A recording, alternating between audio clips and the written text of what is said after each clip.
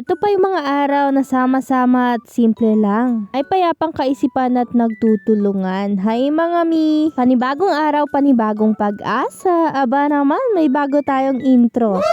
Ang drama nga ng buhay ko nung mga nakaraan pero sa totoo lang hanggang ngayon. Kaliwat ka ng pinagdadaanan at namamali na nga ng landas, minsan naiisip ko nang maglaho sa mundo. Es po, promise yan, hindi ako nagluloko. Pero bakit naman dumadating sa puntong ganon mga mi, siguro drain na talaga. Hindi na nakakapag-isip ng tama kapag ka nga madami ka talagang pinagdadaanan. And that's life, that's normal mga mi, pero alam nyo ba, inisip ko talaga na lang yung nag-iisang advice sa akin.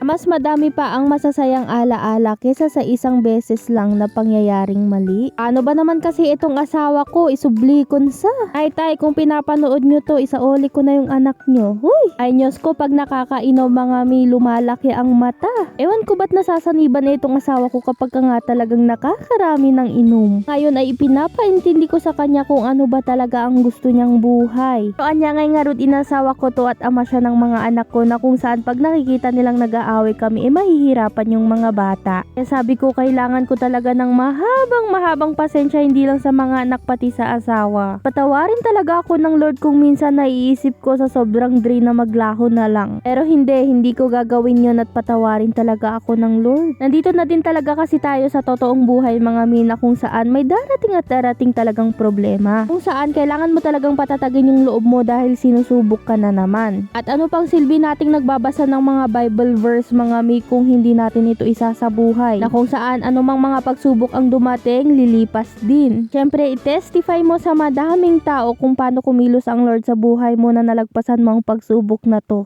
Alam ko na madami pang darating na pagsubok pero kasama ko ang Lord. Amen?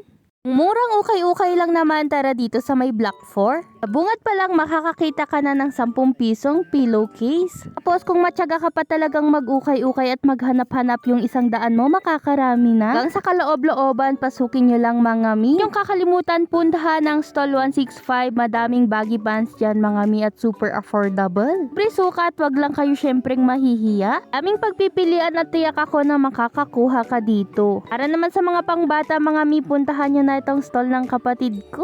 Ang mga naghahanap ng infant hanggang 10 years old mga mi, meron siya dito at ang gaganda pa. Stall 189 lang yan siya.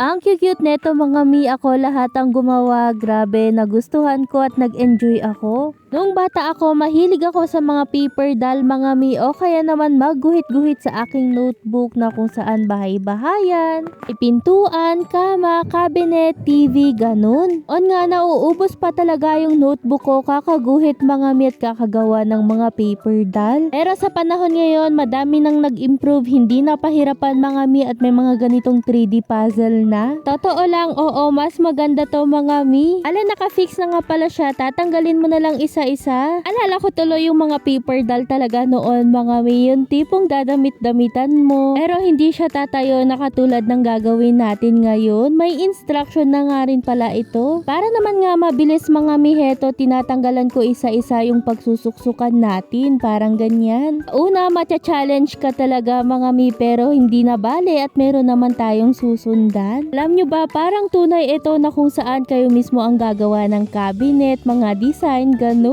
Akala mo talaga kayang-kaya mong gumawa ng bahay. Ay 10/10 itong 3D puzzle na to mga mi, pati tayong mga nanay mag-e-enjoy gawin to. 25 pesos lang pala to mga mi, click mo na lang yung yellow basket or kaya naman link dyan sa ating comment section. 26 na ako pero nagaganito pa. Syempre naman, bakit hindi, diva? Ganyan lang naman ang kakalabasan niya, o paano, i-click mo na lang yung yellow basket ha.